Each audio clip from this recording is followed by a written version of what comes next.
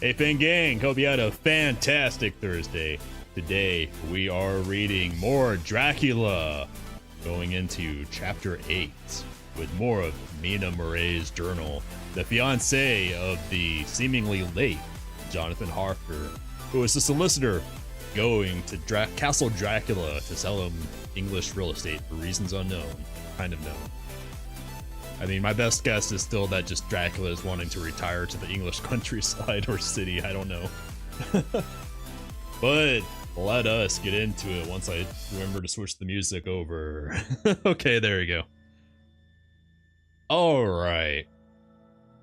Last time, we had a ship bearing, assumably, Dracula and a bunch of giant coffin boxes full of dirt, Romanian dirt, crashed onto shore at Whitby, and a dog, I presume to be shapeshifted Dracula, ran away from the scene of the crash. My interpretation is that Dracula was just too mortified and embarrassed of how he landed on England and decided to peace out. Let me grab a throat lozenge, because I yapped for 2.5 hours with a coworker about Warhammer 40k, so my throat's already a little sore. And now, a sip of my good tea. And finally, Dracula by Bram Stoker, Chapter 8. Same day. What is the same day? 10th of August. And we left off with Mina taking Lucy for a long walk to tire her out because Lucy is having sleepwalking fits. Same day, 11 o'clock p.m. Oh, but I am tired. If it were not that I had made my diary a duty, I should not open it tonight. We had a lovely walk. Lucy, after a while, was in gay spirits, owing, I think, to some dear cows who came nosing towards us in a field close to the lighthouse, and frightened the wits out of us. I believe we forgot everything except, of course, personal fear. It seemed to wipe the slate clean and give us a fresh start. We had a capital severe tea at Robin Hood's Bay in a sweet little old-fashioned inn, with a bow window right over the seaweed-covered rocks of the strand. I believe we should have shocked the new woman with our appetites. Men are more tolerant, bless them. Then we walked home with some, or rather many, stoppages to rest, and with our hearts full of constant dread of wild bulls. I assume they're talking about the cows and not the menfolk. Lucy was really tired, and we intended to creep off to bed as soon as we could. Yeah, assumably something that had to do with the murder boat. Hey Neve, hope you're doing good. Thanks for dropping by. The young curate came in, however, and Mrs. Westenra asked him to stay for supper. Lucy and I had both a fight for it with the dusty miller. I know it was a hard fight on my part, and I'm quite heroic.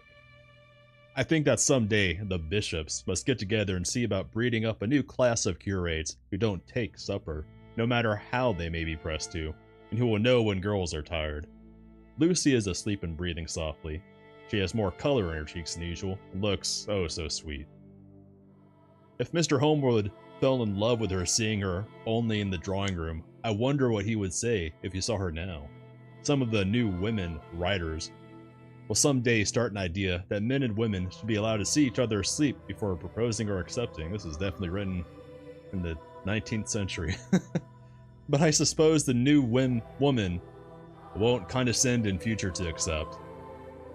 She will do the proposing herself. A nice job she'll make of it too. There's some consolation in that. I'm so happy tonight, because dear Lucy seems better. I really believe she has turned the corner, and that we are over her troubles with dreaming. I should be quite happy if I only knew if Jonathan, God bless and keep him.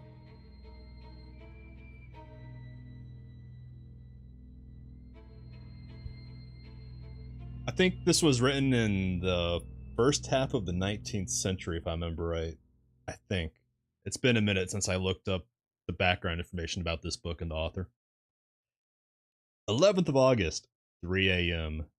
Diary again. No sleep now, so I may as well write. I am too agitated to sleep. I've had such an adventure, such an agonizing experience. I fell asleep as soon as I had closed my diary. Suddenly, I became broad awake and sat up with a horrible sense of fear upon me, and of some feeling of emptiness around me. The room was dark, so I could not see Lucy's bed. I stole across and felt for her. The bed was empty. I lit a match and found that she was not in the room. The door was shut, but not locked, as I had left it. I feared to wake her mother, who has been more than usually ill lately, so threw on some clothes and got ready to look for her. As I was leaving the room, it struck me that the clothes she wore might give me some clue to her dreaming intention. Dressing gown would mean house, dress outside. Dressing gown and dress were both in their places. Thank God, I said to myself. She cannot be far. She is only in her nightdress. I ran downstairs and looked in the sitting room. Not there. Then I looked in all the open rooms of the house, with an ever-growing fear chilling my heart. Finally, I came to the hall door and found it open. It was not wide open, but the catch of the lock had not caught.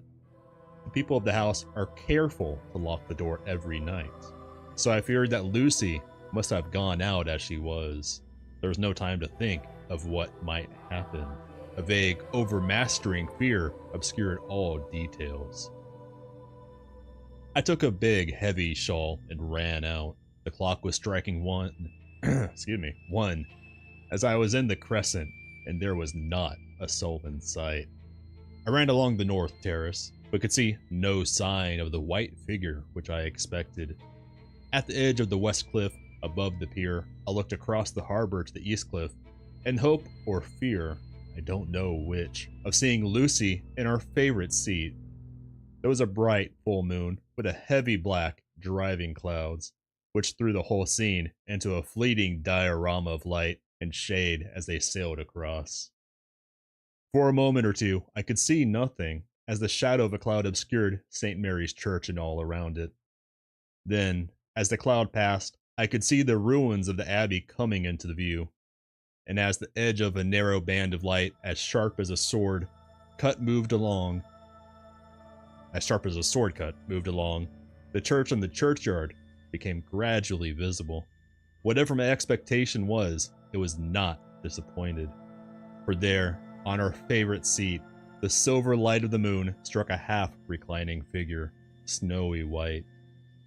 The coming of the cloud was too quick for me to see much, for shadow shut down on light almost immediately.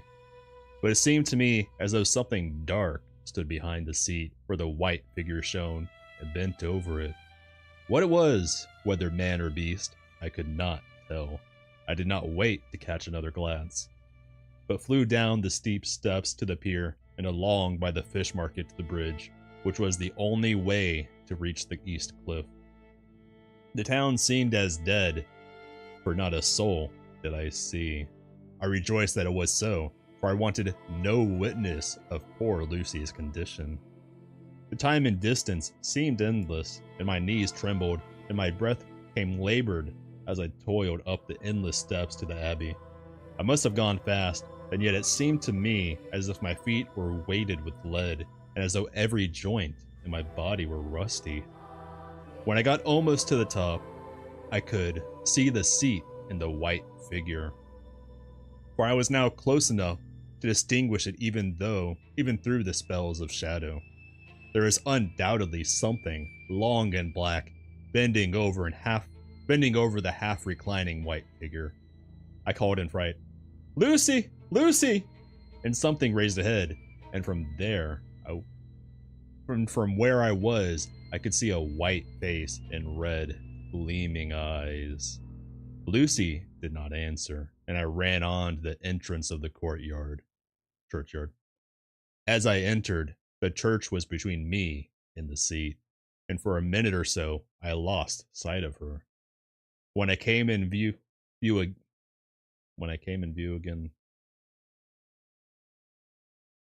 I assume they mean when Lucy came in view again. When I came in view again, the cloud had passed. and the moonlight struck so brilliantly that I could see Lucy half reclining with her head lying over the back of the seat. She was quite alone, and there was not a sign of any living thing about. When I bent over her, I could see that she was still asleep. Her lips were parted, and she was breathing, not softly as usually with her, but in long, heavy gasps, as though striving to get her lungs full at every breath. As I came close, she put up her hand in her sleep and pulled the collar of her nightdress close around her throat. While she did so, there came a little shudder through her, as though she felt the cold. I flung the warm shawl over her and drew the edges tight round her neck, for I dreaded lest she should get some deadly chill from the night air, unclad as she was. I feared to wake her all at once, so in order to have my hands free that I might help her, I fastened the shawl at her throat with a big safety pin.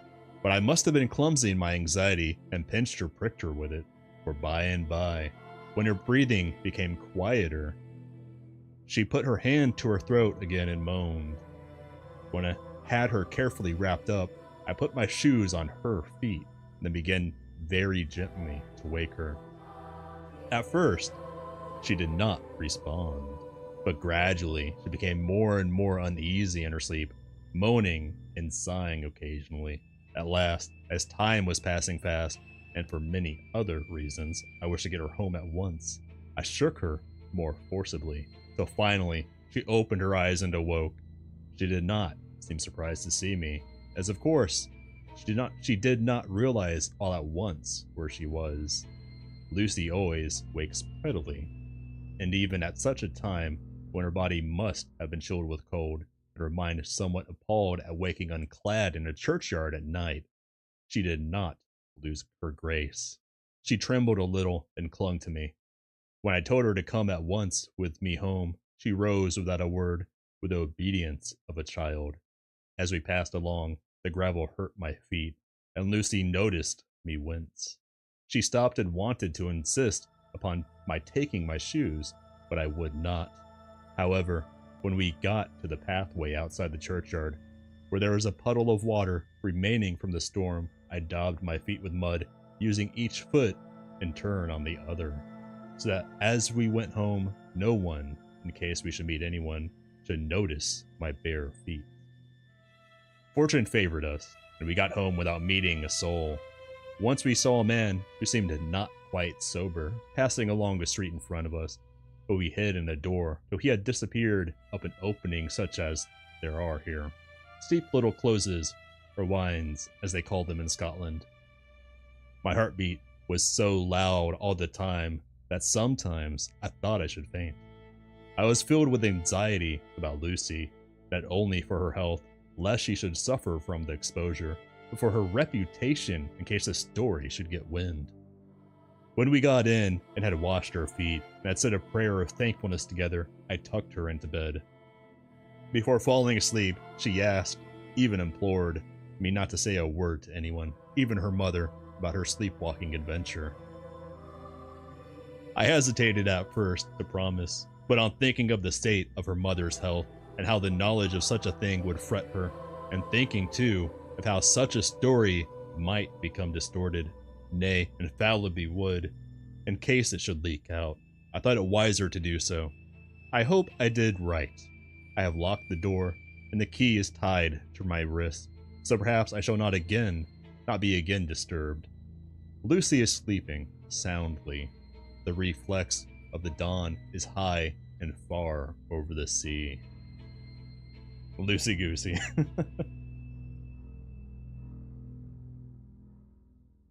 Same day, noon.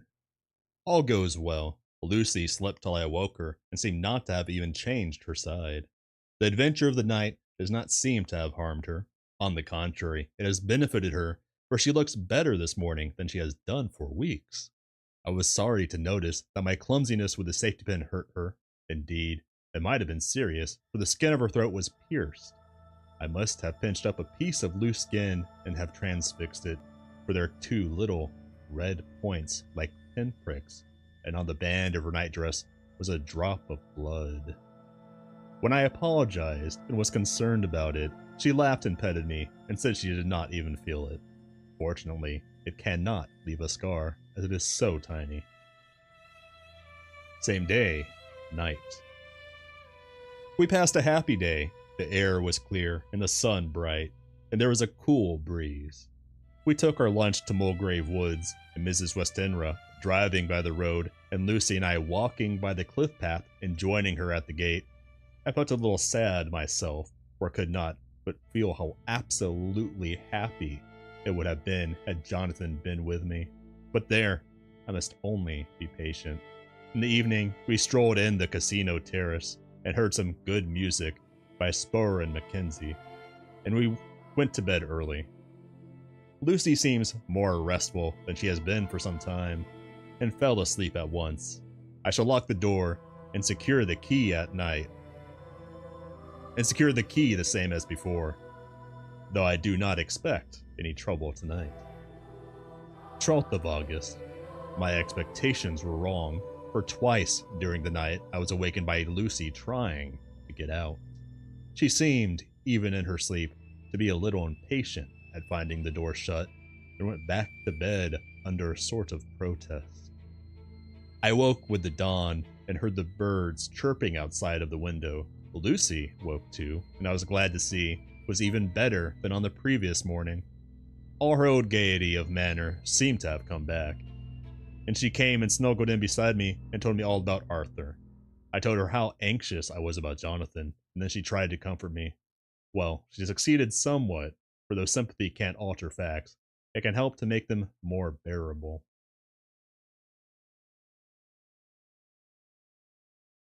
13th of August. Another quiet day, and to bed with a key on my wrist as before.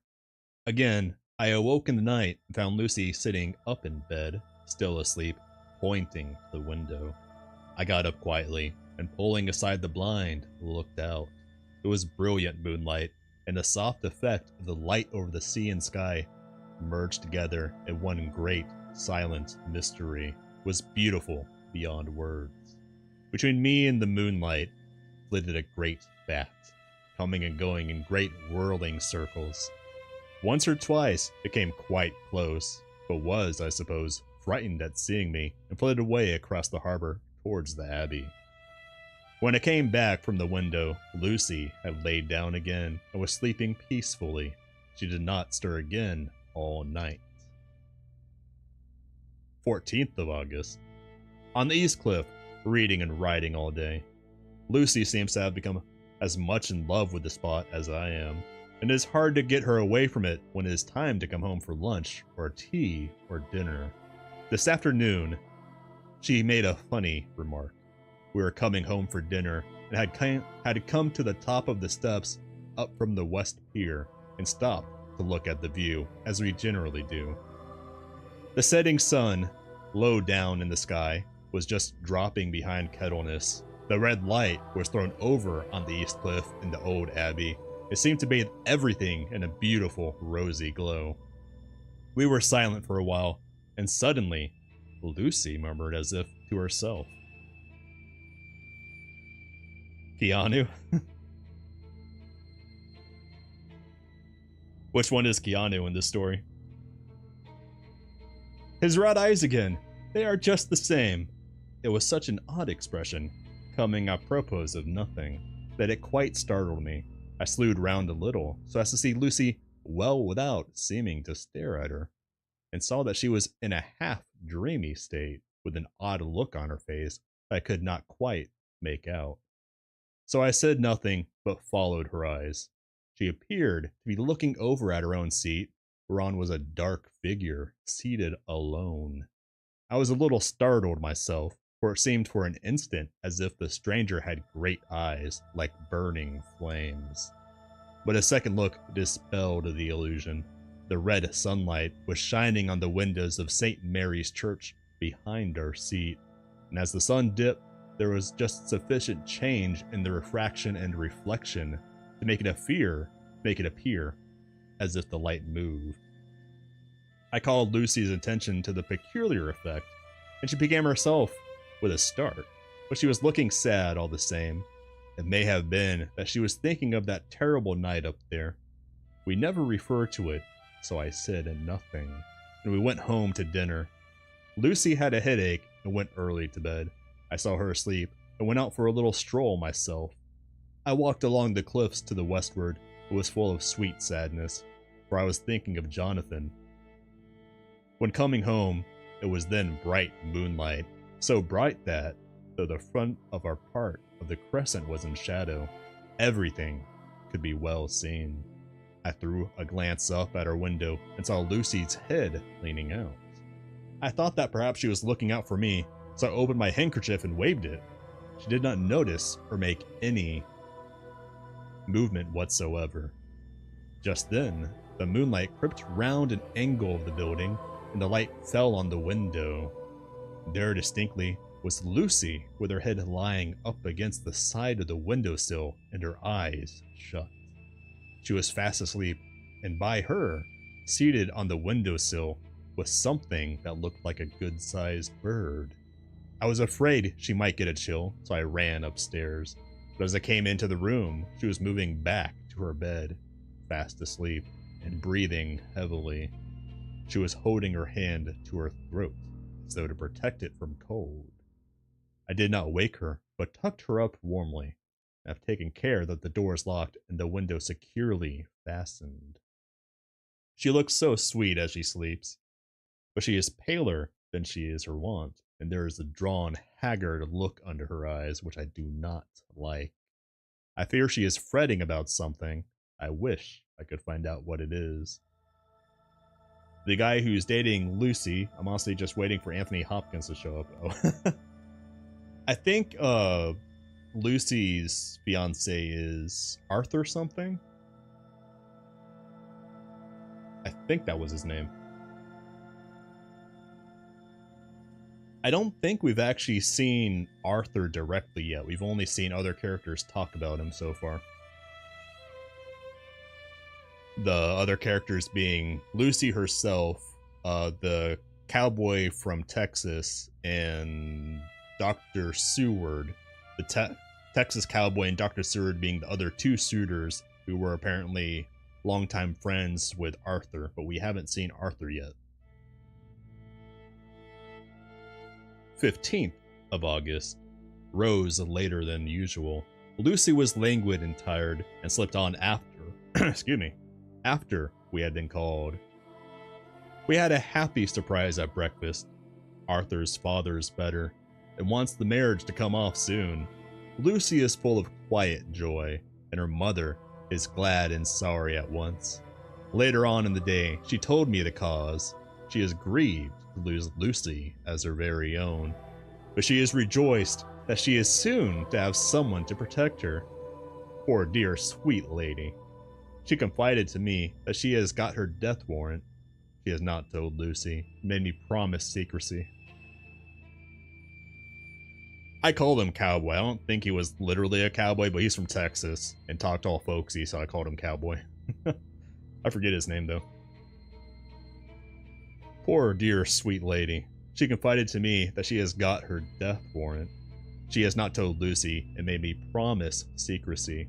Her doctor told her that within a few months at most, she must die, for her heart is weakening. At any time now, even now, a sudden shock would be almost sure to kill her. We were wise to keep from her the affair of the dreadful night of Lucy's sleepwalking. 17th of August. No diary for 2 whole days. I have not had the heart to write. Some sort of shadowy pall seems to be coming over our happiness. No news from Jonathan, and Lucy seems to be growing weaker, whilst her mother's hours are numbering to a close. I do not understand Lucy's fading away as she is doing. She eats well and sleeps well and enjoys the fresh air, but all the time the roses in her cheeks are fading, and she gets weaker and more languid day by day. At night, I hear her gasping as if for air. I keep the key of our door always fastened to my wrist at night, but she gets up and walks about the room and sits at the open window. Last night, I found her leaning out when I woke up, and when I tried to wake her, I could not. She was in a faint. When I managed to restore her, she was as weak as water and cried silently between long, painful struggles for breath. When I asked her how she came to be at the window, she shook her head and turned away. I trust her feeling ill may not be from that unlucky prick of the safety pin. I looked at her throat just now as she lay asleep, and the tiny wounds seem not to have healed. They're still open, if anything larger than before, and the edges of them are faintly white. They're like little white dots with red centers. Unless they heal within a day or two, I shall insist on the doctor seeing about them. Yeehaw.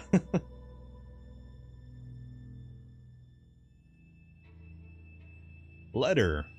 Samuel F. Billington and Son Solicitors, Whitby, to MESSRS. I don't know what that abbreviation stands for. Carter, Peterson & Co., London. 17th of August. Dear Sirs, herewith please receive invoice of goods sent by Great Northern Railway. Same are to be delivered at Carfax, near Purfleet, immediately, on receipt at goods station King's Cross. The house is at present empty, but enclosed please find keys, all of which are labeled. You'll please deposit the boxes, 50 in number, which form the consignment, in the partially ruined building forming part of the house and marked A on rough diagram enclosed. Your agent will easily recognize the locality, as it is the ancient chapel of the mansion. The goods leave by the train at 9:30 tomorrow, but will be due at King's Cross at 4:30 tomorrow afternoon. As our client wishes the delivery made as soon as possible, we shall be obliged by your having teams ready at King's Cross at the time named and forthwith conveying the goods to the destination. In order to obviate any delays possible through any routine requirements as to payment in your departments, we enclose check herewith for £10, receipt of which please acknowledge. Should the charge be less than this amount, you can return balance. If greater, we shall at once send check for difference on hearing from you. You are to leave the keys on coming away in the main hall of the house, where the proprietor may get them on his entering the house by means of his duplicate key. Pray, do not take us as exceeding the bounds of business courtesy in pressing you in all ways to use the utmost expedition. We are, dear sirs, faithfully yours, Samuel F. Billington and Son. From who is it? Oh, this is a return letter. I see. 21st of August, a few days later. Dear sirs, we beg to acknowledge £10 received and to return check for £1.17 something 9. I don't know English currency. I'm guessing a pound is like $1, so that's 17 not dollars and 9 cents or something. I don't know. It's funny made up English money. Amount of overplus as shown in receipted account herewith. Goods are delivered in exact accordance with instructions, and keys left in parcel in main hall as directed. Titles. Mina Murray's journal, 18th of August. Going back a few days.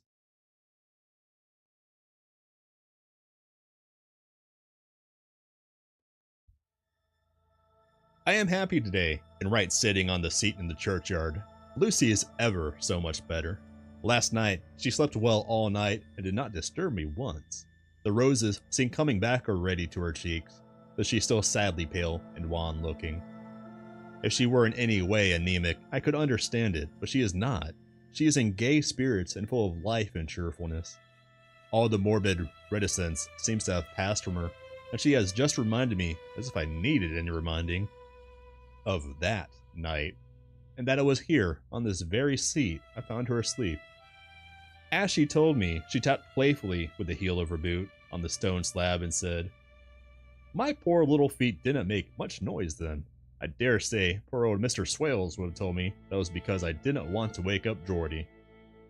As she was in such a communicative humor, I asked her if she had dreamed at all that night.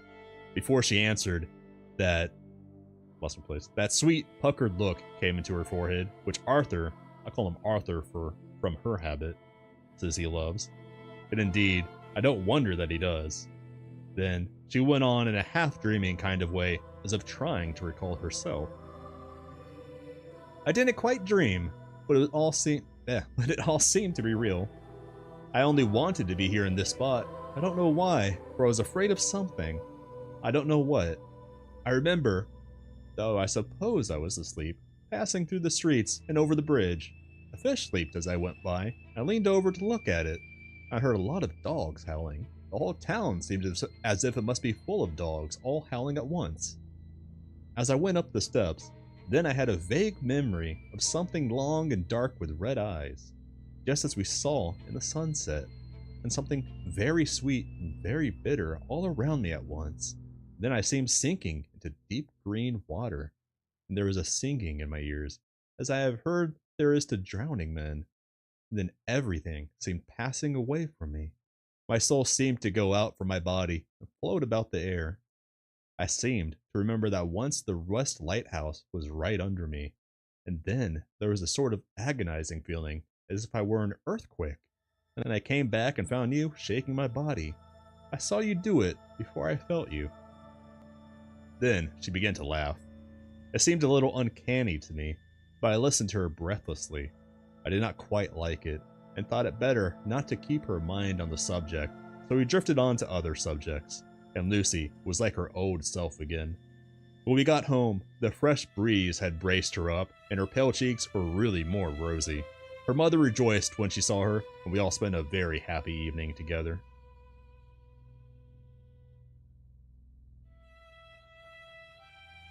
19th of August.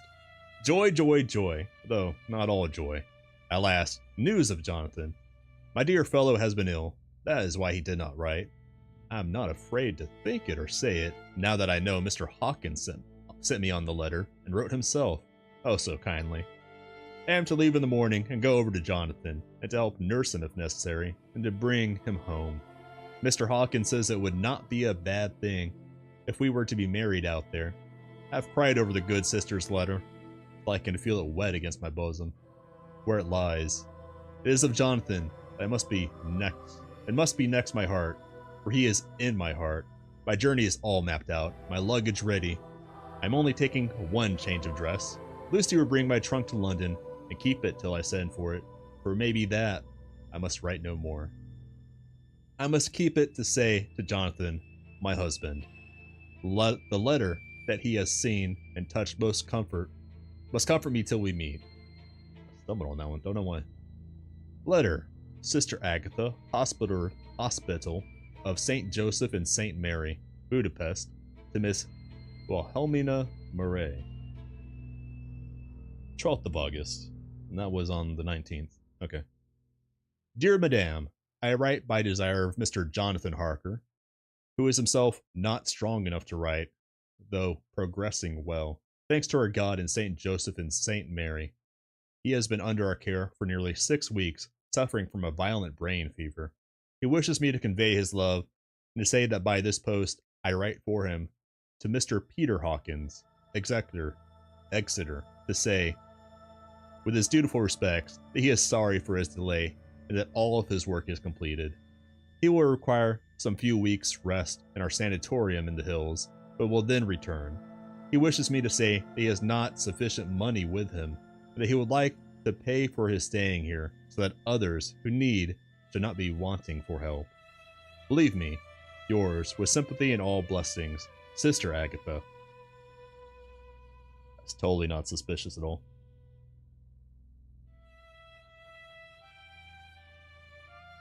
P.S. My patient being asleep, I opened this to let you know something more. He has told me all about you, that you are shortly to be his wife. All blessings to you both. He has had some fearful shock, so says our doctor. In his delirium, his ravings have been dreadful, of wolves and poison and blood, of ghosts and demons, and I fear to say of what. Be careful with him always, that there may be nothing to excite him of this kind for a long time to come. The traces of such an illness as his do not lightly die away. We should have written long ago, but we knew nothing of his friends, and there is nothing on him, nothing that anyone could understand. He came in the train from Klausenburg. and the guard was told by the station master there that he rushed into the station shouting for a ticket for home. Seeing from his violent demeanor that he was English, they gave him a ticket for the furthest station on the way thither that the train reached. Be assured that he is well cared for. He has won all hearts by his sweetness and gentleness. He is truly getting on well, and I have no doubt will in a few weeks be all himself. But be careful for him for safety's sake. There are, I pray, God and St. Joseph and St. Mary, many, many happy years for you both. Doctors. Oh, that's the next part. Huh. I'm a little surprised that Jonathan Harker is still alive. I thought for sure that he would be dead. 19th of August. Strange and sudden change in Renfield last night. About 8 o'clock, he began to get excited and sniff about as a dog does when setting. The attendant was struck by his manner, and knowing my interest in him, encouraged him to talk. He is usually respectful to the attendant, and at times servile. But tonight, the man tells me, he was quite haughty. He would not condescend to talk with him at all. All he would say was, "I don't want to talk to you. You don't count now. The master is at hand." The attendant thinks it is some sudden form of religious mania which has seized him. If so, we must look out for squalls, for a strong man with homicidal and religious mania at once might be dangerous. The combination is a dreadful one. At 9 o'clock, I visited him myself. His attitude to me was the same as that to the attendant, and his sublime self-feeling the difference between myself and attendant seemed to him as nothing. It looked like religious mania, and he will soon think that he himself is God. These infinitesimal distinctions between man and man are too paltry for an omnipotent being. How these madmen give themselves away! The real God taketh heed lest a sparrow fall. But the God created from human vanity sees no difference between an eagle and a sparrow. Oh, if men only knew. For half an hour or more, Renfield kept getting excited in greater and greater degree. I did not pretend to be watching him, but I kept strict observation all the same. All at once, that shifty look came into his eyes, which we always see when a madman has seized an idea, and with it, the shifty movement of the head and back, which asylum attendants come to know so well. He became quiet, quite quiet, and went and sat on the edge of his bed resignedly, and looked into space with lackluster eyes. I thought I would find out if his apathy were real or only assumed, and tried to lead him to talk of his pets, a theme which had never failed to excite his attention. At first, he made no reply, but at length said testily, "Bother them all. I don't care a pin about them." "What?" I said. "You don't mean to tell me you don't care about spiders?" "Spiders at present are his hobby, and the notebook is filling up with columns of small figures. To this," he answered enigmatically. "The bridemaidens rejoice the eyes that wait the coming of the bride, but when the bride draweth nigh, the maidens shine not to the eyes that are filled." What the fuck does that mean? Whatever the hell that means. That is definitely enigmatic. He would not explain himself, but remained obstinately seated on his bed. All the time, I remained with him. I am weary now, and low in spirits. I cannot but think of Lucy, and how different things might have been. If I don't sleep at once, plural, the modern Morpheus,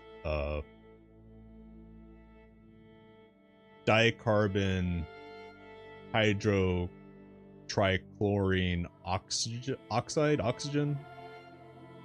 H2O is water. I don't remember what this is. I must be careful not to let it grow into a habit. No, I shall take none tonight. I have thought of Lucy, and I shall not dishonor her by mixing the two. If need be, tonight shall be sleepless. He's done crazy. He's well gone crazy. Later, glad I made the resolution, gladder that I kept to it.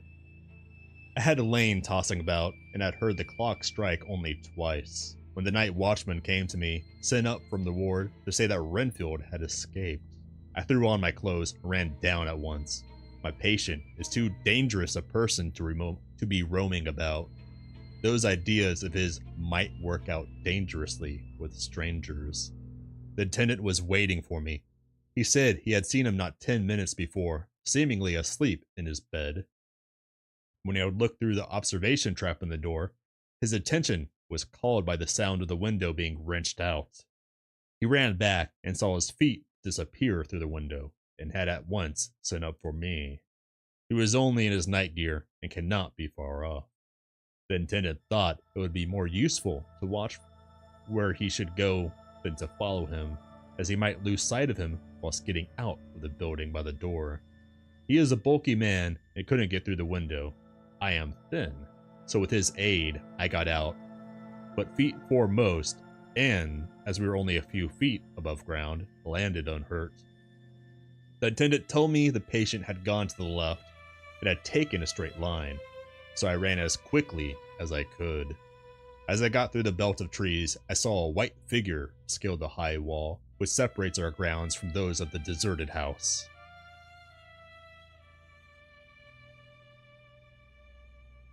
I ran back at once, told the watchman to get 3 or 4 men immediately and follow me to the grounds of Carfax, in case our friend might be dangerous. I got a ladder myself, and crossing the wall, dropped down on the other side. I could see Renfield's figure just disappearing behind the angle of the house, so I ran after him. On the far side of the house, I found him pressed close against an old iron-bound oak door of the chapel. He was talking, apparently, to someone, but I was afraid to go near enough to hear what he was saying, lest I might frighten him, and he should run off. Chasing an errant swarm of bees is nothing to following a naked lunatic when the fit of escaping is upon him. After a few minutes, however, I could see that he did not take note of anything around him, so I ventured to draw nearer to him, the more so as my men had now crossed the wall and were closing him in. I heard him say, "I am here to do your bidding, master. I am your slave, and you will reward me, for I shall be faithful. I have worshipped you long and afar off. Now that you are near, I await your commands, and you will not pass me by. Will you, dear master, in your distribution of good things?" He is a selfish old beggar anyhow. He thinks of the loaves and fishes, even when he believes he is in a real presence. His manias make a startling combination. When we closed in on him, he fought like a tiger. He is immensely strong, for he was much more like a wild beast than a man. I never saw a lunatic in such a paroxysm of rage before, and I hope I shall not again. It is a mercy that we have found out his strength and his danger in good time. With strength and determination like his, he might have done wild work before he was caged. He is safe now, at any rate. Jack Shepherd himself couldn't get free from the strait waistcoat that keeps him restrained. And he's chained to the wall in the padded room. His cries are at times awful, but the silences that follow are more deadly still, for he means murder in every turn and movement. Just now, he spoke coherent words for the first time. "I shall be patient, master. It is coming, coming, coming." So I took the hint and came to. I was too excited to sleep, but this diary has quieted me, and I feel I shall get some sleep tonight. That was a bit of a long chapter. The chapter 9. That's 135 to... That's a long chapter too. So I'm actually going to call it there instead of getting into the next chapter. Let me note down the page number this time. 135. Okay. That is it for tonight. We encountered a very crazy person, probably Dracula hypnotizing poor Lucy, and Mina possibly going to pick up Jonathan Harker in another country, but I'm not fully convinced that it is Jonathan Harker. But I hope everyone has a fantastic Friday. Tomorrow at 1:30 a.m. Eastern, I will be playing what's it called? The Forever Winter. That's the name of the game. A new extraction shooter with heavy horror themes. I'll be playing it with my good friend, the Captain, who will be my emotional support Australian because I do not handle scary games well. But take care, everyone. I will see you all tomorrow, or probably over the weekend. I'll try and read some more Dracula, try and get more chapters in. All right, take care, everyone. Have a fantastic night.